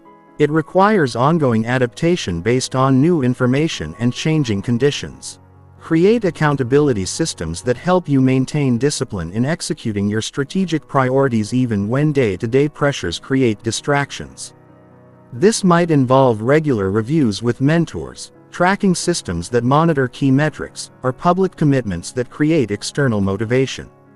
Chapter 15. Implementation and Mastery. Knowledge without implementation remains merely intellectual entertainment.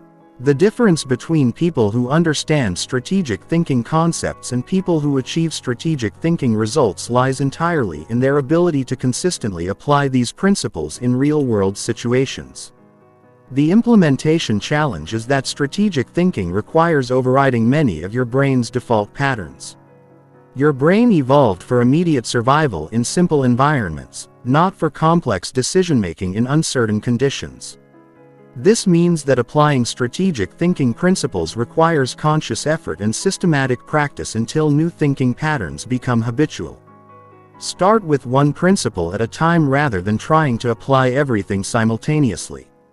Choose the strategic thinking concept that seems most relevant to your current challenges and focus on applying it consistently for several weeks before adding additional principles. Deliberate practice is the key to developing mastery in strategic thinking. This means practicing these principles in increasingly challenging situations where the stakes gradually increase.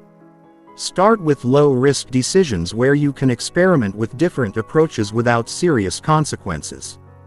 Keep a decision journal where you record important decisions, the reasoning process you used, the principles you applied, and the outcomes that resulted. Review this journal regularly to identify patterns in your thinking and areas where you could improve your approach. Create implementation triggers that remind you to apply strategic thinking principles when they're most needed.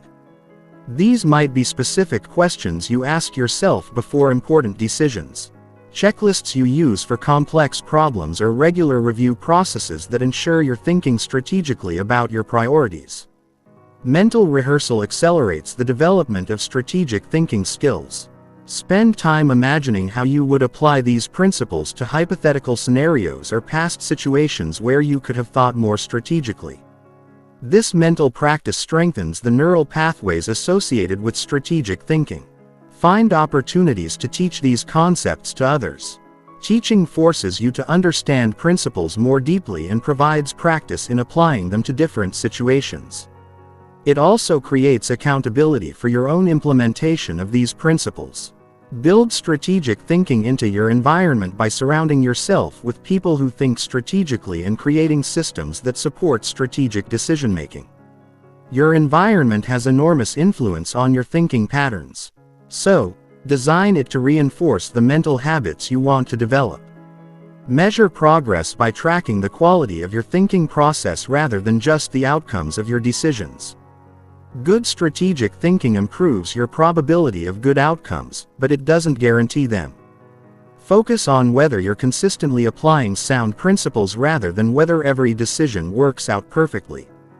Common implementation obstacles include perfectionism, which causes people to overanalyze decisions instead of taking action, emotional reactivity, which overrides strategic thinking when stress levels rise, and social pressure, which causes people to abandon strategic approaches when others pressure them to act differently.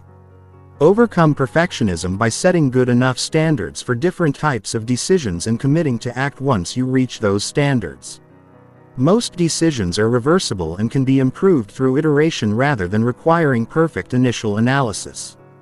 Manage emotional reactivity by recognizing your emotional triggers and having predetermined responses that help you restore strategic thinking when emotions run high. This might involve taking breaks before important decisions, consulting with trusted advisors, or using breathing techniques to reduce emotional arousal. Handle social pressure by being selective about whose opinions you consider when making strategic decisions. Not everyone in your life thinks strategically, and well-meaning advice from people who don't understand strategic thinking can undermine your decision-making quality. The ultimate goal isn't to become someone who thinks strategically sometimes, but to become someone for whom strategic thinking is the natural default approach to important challenges. This transformation happens gradually through consistent practice and application.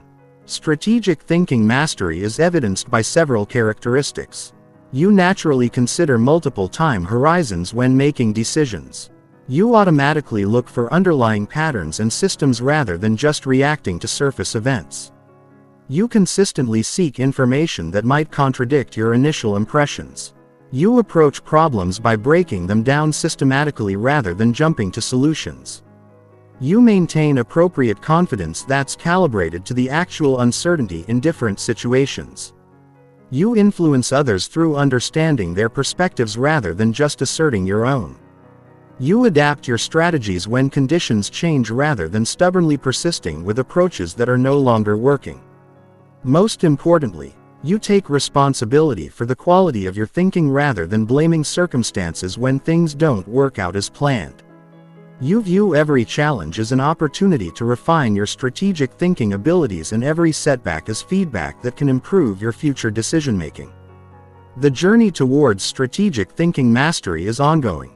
The world continues to become more complex and fast-changing, which means that the ability to think strategically becomes increasingly valuable over time.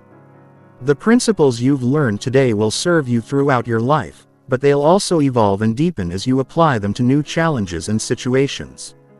Your brain now has the tools to outsmart virtually any situation you encounter. The question is whether you'll use them consistently enough to make strategic thinking your natural way of approaching the world. The choice as always is yours.